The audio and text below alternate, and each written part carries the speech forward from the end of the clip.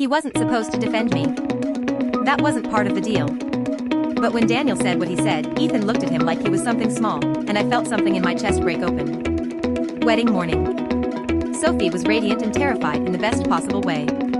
I spent 2 hours helping her get ready, holding her hands when she cried happy tears, fixing the tiny buttons on the back of her gown, and trying very hard not to think about the man I'd spent the previous evening pretending to be in love with. I was not succeeding. The ceremony was held in the estate's garden.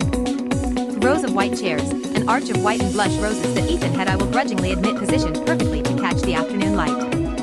I stood at the front with the other bridesmaids and watched Sophie walk down the aisle toward Marcus, and I cried, obviously, because I am a human person with a heart. Ethan was at the back of the ceremony space doing what he always did, watching everything, adjusting things with tiny precise gestures, making sure the whole world ran smoothly. I caught his eye once across the rows of guests. He gave me the smallest nod. I looked away first. The reception was in the main hall. Dinner, speeches, dancing. Everything Ethan had planned executed to a standard that I was not going to compliment him on directly, but was objectively flawless. It was during the cocktail hour that it happened. I was standing near the bar with a glass of champagne when Daniel appeared beside me. Alone this time, Priya was across the room talking to someone. He had that look again.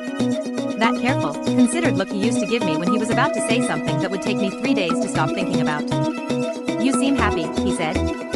"I am happy," I said. "He seems attentive." A pause. "I just want to make sure he's actually, you have a tendency to see what you want to see in people, Clara. I just worry about you." There it was. That's the thing about Daniel. He always wrapped the knife in concern. I opened my mouth. I didn't have anything ready. 6 months of therapy and I still didn't have anything ready for that particular sentence delivered in that particular tone. And then Ethan was there. I don't know where he came from. One moment he wasn't there, and then he was, standing close enough that his arm brushed mine, and he looked at Daniel with an expression I had never seen on him before. Not angry. Quieter than anger. More absolute. "I don't think Clara needs you to worry about her," Ethan said. His voice was completely level. "She's one of the most clear-eyed people I've ever met. And she has excellent judgment." A brief pause. "As evidenced by the fact that she's not with you anymore." Daniel blinked. Ethan looked at me then, and his expression shifted, softer, more private, meant only for me. "Sophie's looking for you. I told her you'd be right there." I nodded. I walked away. I made it to the corridor outside the hall before my legs decided they needed a moment. Ethan found me there 2 minutes later. "You didn't have to do that," I said. "I know. That wasn't part of the deal." "I know that too." I looked at him. "Why did you?" He was quiet for a moment. He leaned against the corridor wall and looked at the ceiling briefly, and it was the first time I had ever seen him look anything other than composed. "Because he was wrong," he said finally. "And people who are wrong about you shouldn't get to keep saying it unchallenged." I didn't know what to do with that. I had been handed a lot of things in my life, but no one had ever handed me that just simple, clean certainty that I was worth defending. "Ethan." I said his name carefully. "Who hurt you?" He looked at me sharply. "Because you said that like someone who knows what it feels like," I said. "To have someone keep telling you that you're not quite enough." The silence between us was different from any silence we'd had before. Not the pointed, professional silence of two people who disagreed about centerpiece placement. Something raw. "My last relationship," he said. Quiet. Measured. She said I was too controlled. Too focused on work. That I didn't know how to be present for the things that actually mattered.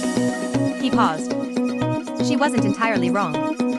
But she also said it like it was unfixable. I thought about that. About the way he'd shown up at 6:50 exactly. The rosemary sprig.